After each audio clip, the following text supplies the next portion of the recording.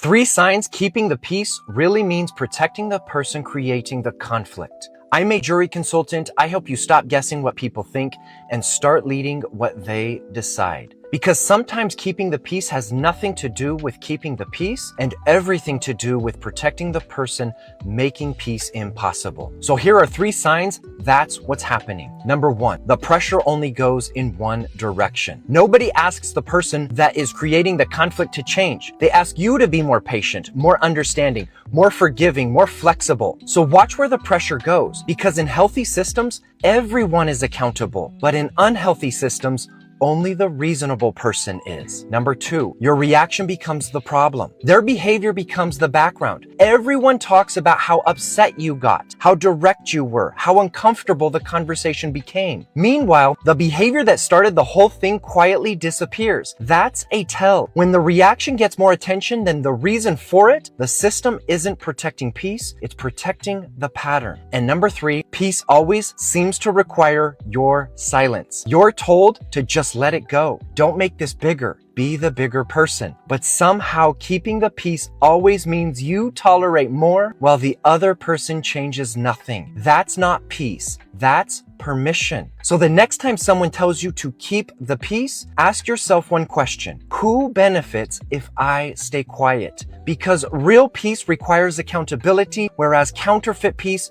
requires a scapegoat. So watch for that and follow to guess less and lead more. What's up, y'all? Let me give you some OG game, ladies. And this is for all the I don't need no man women. Come close. If you truly don't need no man out there, if you one of those women that's beating your chest and you got your arms up in the I don't need no man parade, well then let me tell you something. Let me give you some OG advice.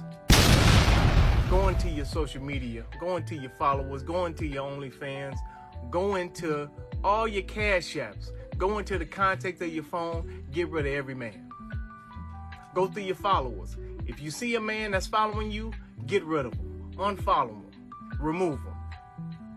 Go into your OnlyFans. If you got men that are subscribers, delete all of them. Why don't you truly live your life not needing a man? If you roll up to an oil change place and a man is there, roll right out. Look for a woman to do the job.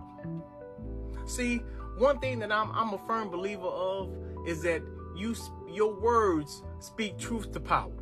Words come behavior. You understand? They eventually lead to you acting out. So if you truly don't need no man, well, sweetheart, live your life not needing a man. That makes us available for the women that need men. Game is game. We should be courting instead of dating. Courting is a promise to make a commitment to marriage, while dating doesn't account for any readiness for marriage or any type of long-term commitment. In courting, there is no physical intimacy or even getting to the line of physical intimacy, because you know that that person is not your wife or husband yet. While in dating, there's a lot of boundaries that are crossed, and that's why lust is a huge struggle in Christian dating relationships, and fornication becomes a possibility. In the courting phase, you also have a timeline that you're going based off, versus dating where people date for years and there's no ring. There's no intentionality. So my brothers and sisters in Christ, let's start courting and stop dating. Let's stop using the labels boyfriend and girlfriend, because again, we start to blur the lines with what God's standard is and what the world does. And let's be mission focused first and foremost. Our mission is to advance the kingdom of God. And if you are walking in mission, if your eyes are focused on Jesus, He will bring you your spouse if God intends for you to have one. Again, He will make it very clear to you and He will tell you. During your courtship, you should be talking about the hard questions. What is your biblical role as a husband and wife? Finances. What is the husband's mission? Because the wife is going to be submitted under that. Courting is intentional, that leads to marriage, while dating again is more casual, and we start to break boundaries like living together, making out, doing things that you're not supposed to be doing until you're married. Pray, walk in your mission, and be submitted to Him, and then if He leads you to have a husband and wife, begin the courtship process faithfully and submitted under God's standard. A lot of these modern women are thinking and figuring that men are detached. Men don't really engage with us like they used to. Well, you know, for a lot of men, it makes sense to see something and keep walking by. And when you hear a lot of these ladies out here confirm, even though you're saying, no, stop and talk to me. The ladies out here, the modern women online, be loud and wrong. But with the stakes as high as they are today, men can't afford to get it wrong. Not with these modern women. So they just keep on walking. That's the safest choice. Did you guys know there are 5 stages of a relationship that every couple goes through? So the first phase is obviously the honeymoon phase, where this person is perfect. They don't even have flaws. There's no such thing. You guys are amazing together, lots of sex. You want to be around them all the time. The second phase is doubt and denial. And this is when you kind of like wake up from a trance and you start to actually notice what the differences between the two of you are. This is when all of a sudden you start to disagree on things and there may be little fights. The avoidant becomes more of an avoidant. The anxious becomes more anxious. You start second guessing, is this really my person? Then there's the phase of disillusionment. And this is where all of the issues that were swept under the rug are now very obvious. This is also known as like the winter phase. This is where both people stop putting as much into the relationship and maintaining the relationship and focusing more on themselves. You may start questioning your commitment. Then you reach the decision stage. You're at a breaking point and you basically have 3 options. End the relationship, stay and do nothing and be miserable, or stay and fix the problems in the relationship. And then there's stage 5, which not every couple gets to experience, and that's real love. This is the most rewarding part, and this is when the relationship is at its healthiest. You both still have to put in work, but it feels safe, where you can lean into uncomfortable conversations without attacking each other or feeling threatened. You both accept each other's imperfections, and you understand there's no such thing as a perfect match. You can be playful and passionate again while also rediscovering your individuality. I cannot date a man with a 9 to 5. I'm just not going to do it. Okay. Be honest. Say what you can. You're telling me. I provide very well for me and my family, and I'm always looking to grow in every way, spiritually, mentally, financially. Life is about growing. So if you are just comfortable and stagnant at one place, right, and I'm growing, we're never going to be on the same frequency, period. So I'm not even going to play myself. I dated a guy that had a 9 to 5, and it was frustrating to me. What was frustrating? He was a great man. Don't get me, he was good to me, but while I'm saying, okay, I just got this truck, I got my home health care, let's get this. It's like you sitting here working your 9 to 5. I'm over here doing more work than you. You start getting frustrated and building animosity toward that man. Yeah. And you can say, you're mad at me going to work. This is why the prisons are full. Because women want us to crash out and do illegal scam, sell dope, sell dick, sell pussy, do something illegal, because a good, hard-working man is just not good enough. The fact that I've been at this company and I got some money coming in on my pension is not good enough. It's frustrating to her that every first of the month the direct deposit hits and the rent is paid. That ugly money. And the mortgage is paid. That ugly money. And then I have a 20-year successor retirement plan. It's frustrating to her. No, go crash out. Risk your freedom. Impress these women. And by the time they close the door on your sale, she gonna be with your homeboy. That ugly money. Thank you, Miss Crystal. That ugly money. You're very welcome. I'm looking for new people to come on my podcast, the Ugly Money Podcast. Imagine if millions of people heard your story, knew about your business, your music, your film, whatever you got going on. All you gotta do is DM the word interview to this page right here. It's not free, but it's so affordable that you're not gonna want to miss it. Let the world know what you got going on. Let the world hear about you. I need you on the Ugly Money Podcast. DM me now. Independent doesn't mean anti-man. It means pro-standard. Somewhere along the way, society twisted the meaning of independence for women. If you're strong, you're masculine. If you have boundaries, you're difficult. If you have money, you don't need a man. No. Independence was never about not needing men. It's about not settling for the wrong ones. Being independent doesn't mean that you can't love or that you don't want partnership. It just means that your peace isn't actually for sale. It means that you've built a life where you can choose love and not depend on it. It means that you're not waiting to be rescued. You want to be respected. And the problem is, weak men hear independent and they translate it to intimidating. Because when a woman stands on her own 2 feet, the only man she threatens is the one who benefits from control. Strong men, they're not scared of independent women. They're actually drawn to them. So being pro-standard means you're not gonna play dumb to be adored. You won't downplay your ambition to make a man feel taller. You want love, but you also want the alignment, the leadership, the vision. That is not anti-man. That is anti-bare minimum. You can adore men and still demand depth. You can be the most feminine woman and still be financially free. And you can be the softest woman, but never ever small. And you know, a lot of these guys, they see you. I mean, you can sit up here and ask, why are men ignoring me? Why don't men approach? But men actually do see you. They're not blind. But a lot of men don't want to sit up here and have to guess if you gonna want me to come over. I don't want to sit up here and guess if I'm gonna get in trouble, or you know, you're gonna say something about me and trash me. And in some of these situations, modern women have gotten men kicked out of a gym, kicked out of a club, and all the man did was say, "Hey, what's going on? Oh, he's harassing me." How? I just said, "Hey, I even offered you a drink." So my wife got everything in the divorce. She left the marriage a millionaire. I left with nothing. Basically got a bag of clothes, legal issues, PTSD, depression, anxiety, bunch of debt, credit ruined, lost my career, my reputation, everything, right? She got it all and I lost it all. Seems about fair, right? And before you women ask, no, I didn't do anything to deserve it. Was I a perfect husband? No. Did I cheat? No. No. Did I try to give her everything she ever wanted? Yes. And that was the problem. She wanted more and more and more. And then I went into a depression. And as soon as that happened, boom, like a bag of trash to the curb. In fact, you know the crazy part of all this? I've been dealing with this for 4 years. About 2 years ago, I said, you know what? I'm done. So I made a deal. Just get it over with, right? I'm just going to put all this behind me. I'm going to move. I'm going to leave.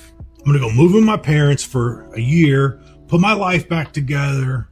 And guess what happened? The court said no. Why? Because somebody doesn't want to let go. I've been dealing with the divorce for longer than we were actually married. And I'm going to be dealing with it for a few more years. No person should lose everything they ever worked for because of the person they married. It shouldn't happen.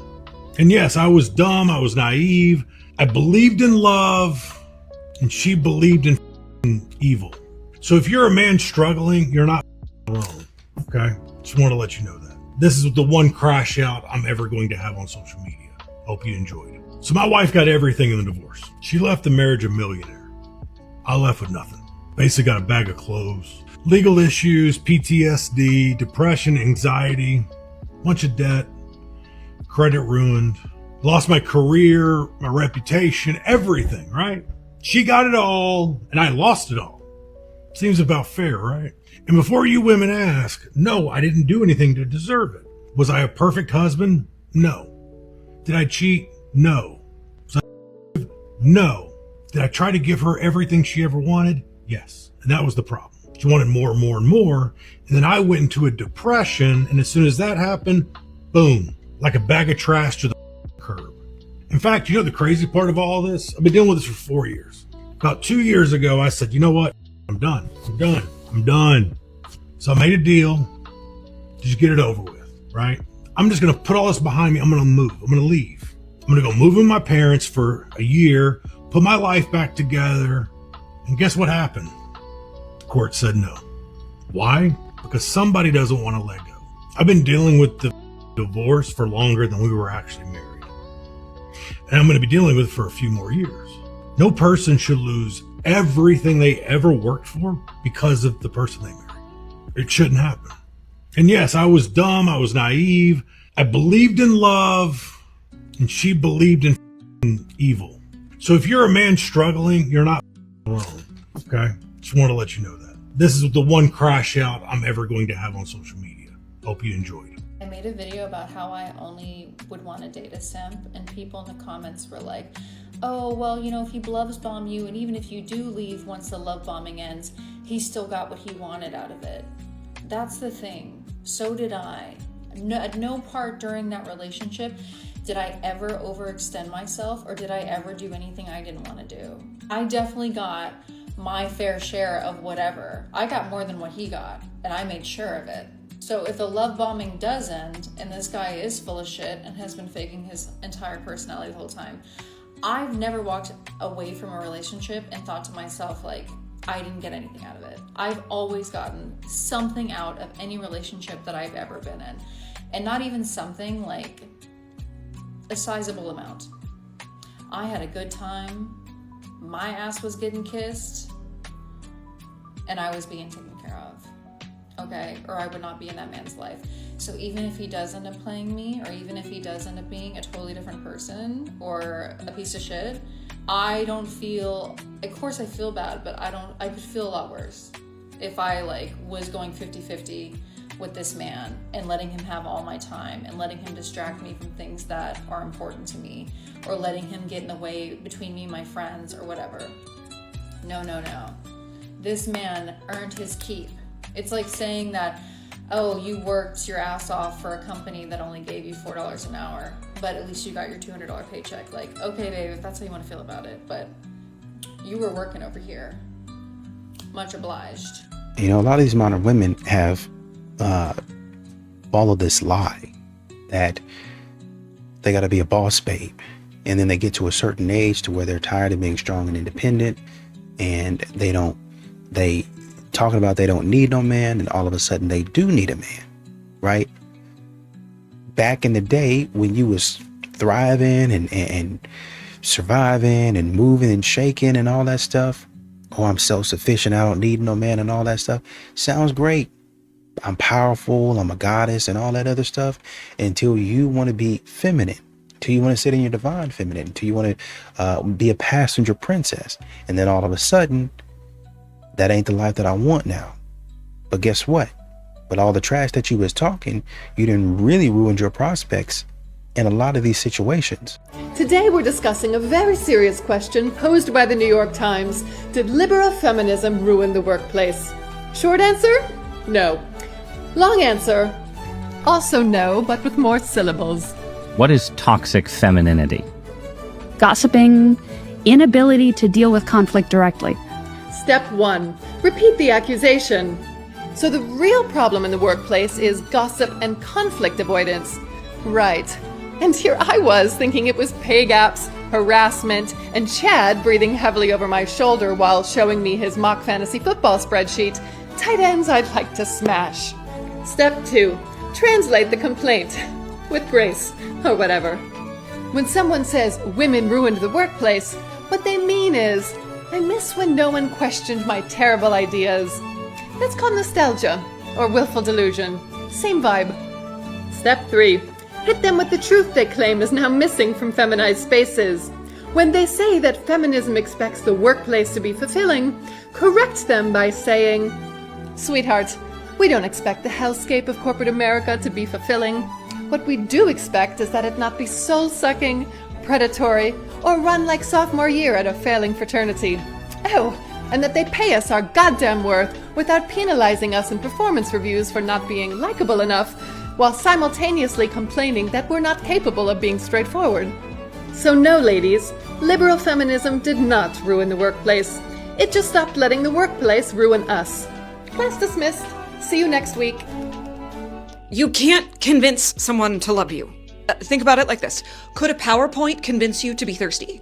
Probably not. It could say, drinking water is good for you. You'll feel better when you're hydrated. And you'd all be like, I know that. Why are you telling me? But the madmen figured out that seeing someone else drink water will make you thirsty. Do you understand what I'm saying? If the person you like doesn't like you the way you want them to like you, it's a mistake to try to make them like you.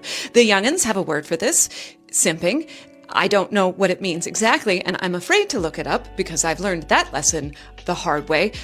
But we've all agreed that simping is bad, and the opposite of simping is finding someone else who does want to drink your glass of water. Do you understand?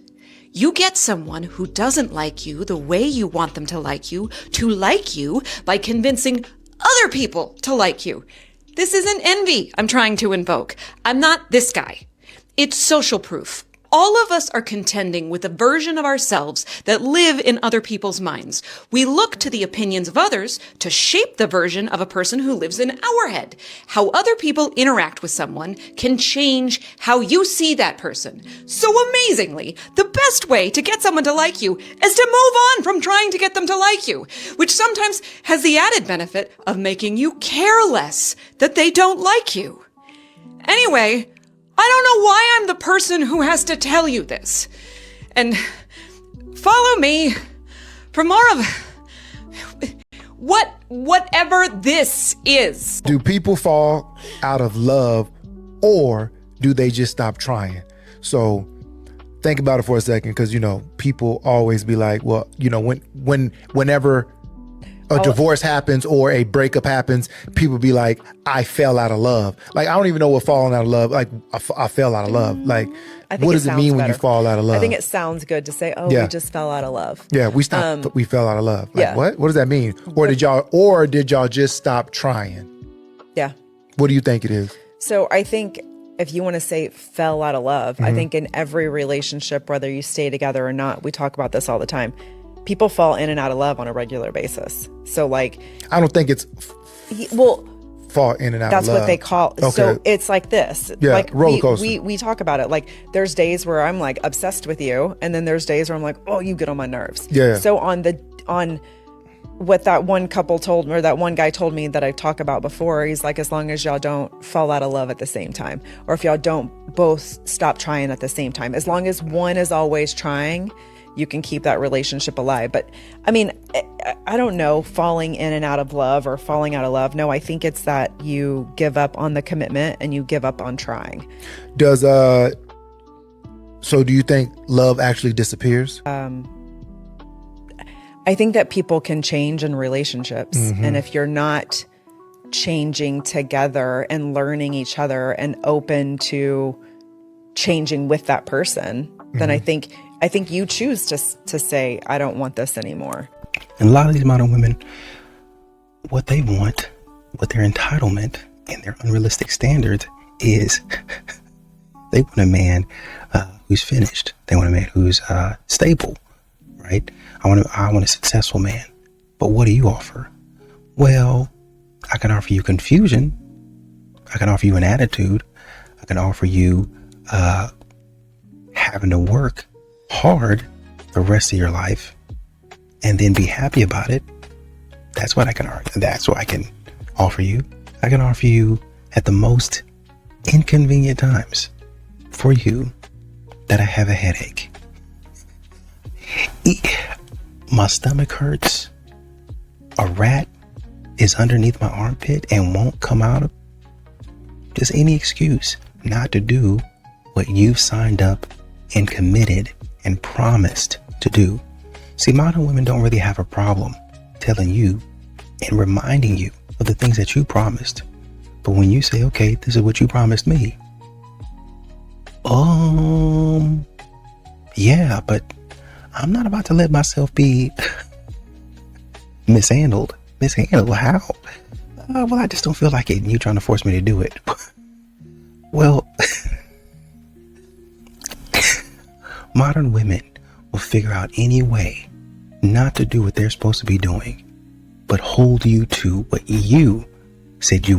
Women will not date you if you are broke. This post went viral a couple of days ago, and it's not hard to see why. Basically, a young girl saying that she only dates men who can pay for everything, and the amount of likes, as you can see, 300,000 plus likes, the amount of comments agreeing literally blows my mind. And this is what young girls are aspiring to. This is what young girls are seeing on social media and is thinking what they need to look for in a man in a relationship. As I've said before, social media has a lot to answer to, and this is just another example of young girls growing up thinking, do you know what I need to look for in a man? Not a man who's kind, not a man who's loyal, not a man who's going to be a good father, but a man who can take you on expensive trips and shower you with expensive presents. It doesn't matter if he's a complete a-hole, it doesn't matter if he treats you badly, it doesn't matter if he sleeps with other women, as long as he spends a lot of money on you.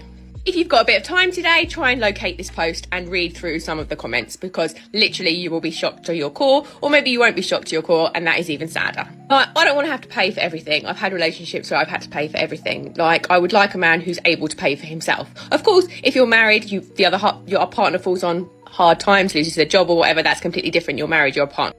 When I'm dating, I would like to date a man who could at least cover the cost of himself so that I don't have to pay for everything, because no one wants to feel like they're being used. But I would no way expect a man to pay for everything continuously when I'm dating that person, especially if I've got expensive tastes, which I do in some ways. Let me know in the comments what you think. Are you as shocked as me? And as always, everyone have a great day. I'm going to go put a jumper on now because it's bloody cold. You're creating them. When there is no father in the household, oftentimes men don't have leadership unless they go and seek someone to teach them how to have leadership. I don't agree. I feel like some mothers, not all mothers, I guess these are exceptions to the rule. There are some mothers that do raise outstanding kids. That is the exception, not the rule. Y'all agree or disagree? I definitely agree. Yeah, I agree. That's the exception for sure. All right, I'm complete. How can you practice abstinence when you have had sex with when you had sex before? Like, why do people want to jump to abstinence? I mean, I don't feel like anybody should be afraid to jump to abstinence if they want to. I feel like that's the safest option to prevent pregnancy and disease. How do you do it? You stop having sex. How do you do it? You psych yourself out so that you, no matter what it is, you get to decide so that you wouldn't even want to have sex. Some people I've seen in movies, women, they wear granny panties. If you think things are going to get you big, you got holy, nasty looking period panties on, and that's not what you want to be seen in, and that's going to be the way that you trick yourself into keeping a man from taking your pants off. Great, do that. Some women have said, and Anissa has said, don't shave. If that works for you, that works for you. Yeah. If it's been, for men, if it's that you have a curfew where you have to be inside, you just have to be disciplined in whatever you're disciplined in. How do you do anything? By doing it. And then over time, you get good at it. And don't expect yourself to go 0 to 100. This is another thing. If you've been, pardon me, super sexually promiscuous, where you're sleeping with a bunch of different men every weekend, don't expect yourself to go cold turkey next weekend. My neighbor has been battling with his ex-wife over custody and child support for about 6 months. And just as he was getting ready to win and have custody of his daughter, and she was going to be put on child support and supervised visitation, she pulled out the I want a DNA test. And I'm going to have you guys know, this wasn't even his daughter, and she knew all along. She was just trying to screw him over, remove him from this child's life, put him on child support. Look, I'm not saying that women shouldn't be able to vote, but I do think that women should be held accountable. Because why? Time and time again, is it just acceptable for a woman to take advantage of a man through the family court system? And this happens because, first of all, there's no prevention of it. There's no DNA test that is forced upon that woman upon the birth of that child, which is a very simple solution. Second of all, even if you don't like the DNA test idea, the problem is that women can be extremely deceptive, especially when it comes to what they want and desire for their child. They, in their opinion, can decide that another man is a better father figure for their child, and they essentially will cut off the biological father, whether that's through deceiving both of those men or just through one man. It is pretty terrible. Bottom line, there is just not enough accountability for it, because a woman can do this and then she is forgiven by the family court system. But even though there's literally no legal repercussions placed on that woman, I think that we can all agree that she is not a good mom. I've never once met a good man. My entire life, going on almost 32 years, okay? I've never met one genuinely good man. Every single man I have encountered has done something absolutely horrific and minimized it. Every single man that I've encountered is a liar, is a perv, and does not see women as humans. Just because you haven't met one doesn't mean they don't exist. In fact, there's a lot of them out there. And if you think about all these instances, what's the common denominator? You've never met a good man. It's you. A healthy person takes a step back and is like, okay, why are these types of people coming into my life? What can I fix within myself? And then things start to gradually get better. You saying you've never met a good man just shows that you are probably ruling out all of the good men. You friend zone them, you dump them, you cut them off, maybe they're not super exciting, and you reward the people that bring chaos and problems into your life, that have that horrible reputation. And deep down, you don't want to believe there are good men out there. Because as soon as you admit that to yourself, you can't play the victim card anymore. You have to admit that you ignore red flags, or you tolerated behavior that you knew was wrong, but you chose to stay anyways and punish the men out there that genuinely would have had a good relationship with you. That means you might have qualities that are bringing the toxicness into your relationships that you need to work on. Maybe you don't know how to say you're sorry. Maybe you don't know how to take accountability. Maybe you're writing off good men for silly reasons. Maybe your energy is just off. You're scaring away the good men. Maybe there's a lot of red flags that you have that you haven't realized that you have yet. Being healed is the number one reason a lot of women are still single in 2026, because a lot of men prefer their women broken, without boundaries, without self-esteem, without the ability to speak up for themselves. And anytime they find a woman that's healed to the point where they can do all those things, they label them high maintenance, too much, masculine, simply because they won't let you run over them with BS, and now you get disqualified from the dating pool by the majority of guys who ain't also done the healing work. They want you on a discount. They want your heart on clearance rack. And let me tell you how I know a lot of men want their women broken and unhealed is because they'll even do it. The sad part about 2026 is a man will see a healed woman and try to dent her, try to break her spirit, because they know their qualifications ain't enough to keep a woman. So what I need you to do is believe I'm the best you can do. And I'll even say it. Who else gonna love you like me? Ain't another man gonna treat you like this? Because I want you to rely on me, not because of the goodness, but because of your brokenness. I want to isolate you. I want to create a codependent nature. And a lot of women are falling for it. I'm asking y'all so much. I'd rather you be healed and single than broken and lonely in a relationship, depending on a man that exploits the brokenness that he created. I guess what I'm saying is people gonna make it seem like you being single means there's something wrong with you. But no, sometimes you being single means something is right with you. A lot of these modern women are seeing men and they're saying, well, men don't really seem like they like women. They're less hungry. They don't. Who's going to be the boys? They don't really hunt anymore like men used to, right? And I think men realize that there's not really much out there that's worth hunting for. At some point in time when a man hunts, he's going to get a prize. I can see the prize in front of me. If I'm really quiet, if I get really good at hunting, there's no way that the prize escapes me. There's no way. No way that it does. I'm watching it. If I'm quiet, I might miss this one. I might miss this one. But one of them I'm going to catch. That's usually how hunting goes, right? Modern women, totally different scenario. They pride themselves on not getting caught. They don't, none of them. And they want you to try endlessly, spend money endlessly, but you're never going to catch me. They make it clear from the outset. I don't want to be caught. You're not going to catch me, but I do want your money though. And when a man sees that type of stuff, what's going to make me hungry for that? What's going to make me beg for that? I'm going to beg for a bill. I'm going to beg to pay for somebody that don't even like me?